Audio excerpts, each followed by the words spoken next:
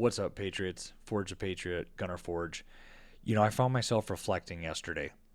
I had a very enjoyable, relaxing Palm Sunday. I hope you and yours did as well, with my family. And I really thought back on these last 3 to 4 weeks, especially. And, it's funny. We pray all the time, and sometimes we feel as though God's not listening. Maybe because what it is we prayed for, thinking we know best, didn't happen or it didn't turn out the way we hoped it would. And maybe what we didn't realize is that there are signs he's listening everywhere. We just have to be willing to pay attention ourselves. And so that brings me to the video that I'm going to post today. And, it's funny.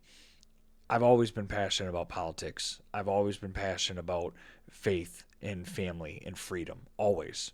And anybody that knows me, if you were to ask them, it would be one of the first things they say. But I never really felt like I had a way to express that passion, right? Um, I never felt like I had a way to channel it until now.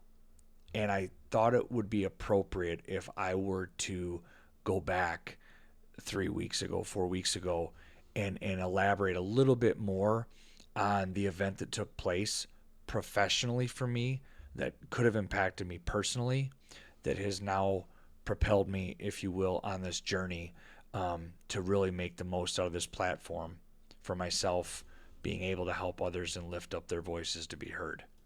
You see, that Wednesday morning, it started off like any other Wednesday. I got up, got my son ready. We went to morning church service, and then I came back and I was going to get ready to head to work. But I'd had this feeling that had been building, right? And I don't know, I felt like I was meant to do more. I felt like I just had so much to say, but nowhere to let it out. And I swear to God, I sat down that morning and I prayed. And I prayed to God. And I also spoke to my dad. And I said, look, I don't know what I'm supposed to be doing here, but I turn it all over to you, right? My hope is in you alone. And I just need you to give me a sign. I need you to make it so I know exactly what it is I'm supposed to be doing. And I promise you, if you tell me, I'll take it and I'll run with it. So I said that prayer. I got up, I got ready, I headed off to work. And what's ironic is it wasn't until I've been doing some of this reflecting that I realized that was the catalyst that started everything.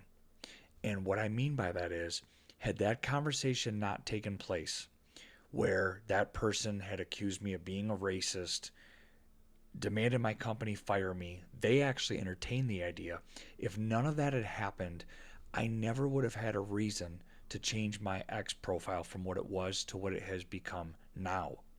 Because everything was good, status quo, right? All's well that is well.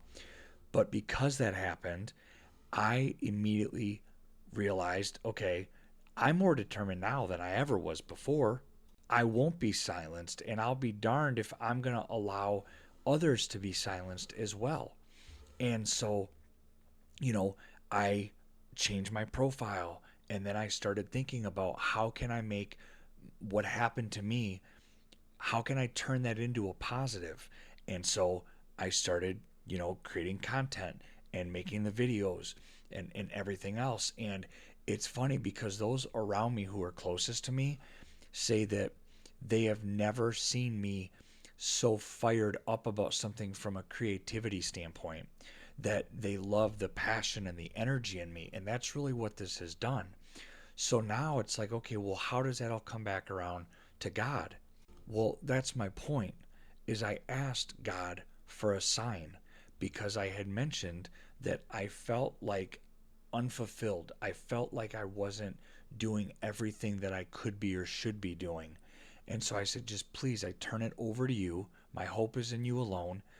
What do I need to be doing? And that same day, the same day, within 2 hours, I go in, a conversation is had that puts all the rest of this into motion. And I don't think that it ever would have happened had I not said, I need a sign from you, God. And I made a promise. And so I'm that much more committed to fulfilling my promise, which is, if you give me the sign, I promise I'll take it, I'll run with it, and I won't let you down. See, on Palm Sunday, as I reflected on Jesus riding humbly into Jerusalem, the crowds, it wasn't what they expected. He was on a donkey, he wasn't on a mighty war horse. And it hit me, just like the people that day had their own ideas of what victory should look like. I had been holding on to my own timeline and and what I thought I knew was best, instead of fully trusting God's. And when I finally surrendered that morning and I said, Lord, I trust you. I turn it all over to you. Your path for me, for my family. The sign literally came hours later. And look, Patriots, Palm Sunday reminds us that the real triumph often starts when we're humble and we let go. And that's really why I wanted to share this with you all today. I hope you find something in that you can take and you find value in, that maybe you can apply it in your own life. But I think the best thing we can do is realize, and I'm guilty of it, right? Myself. So I'm saying myself specifically, we think we know what's best for us. We think we sometimes know the path that we should be on better than God Himself.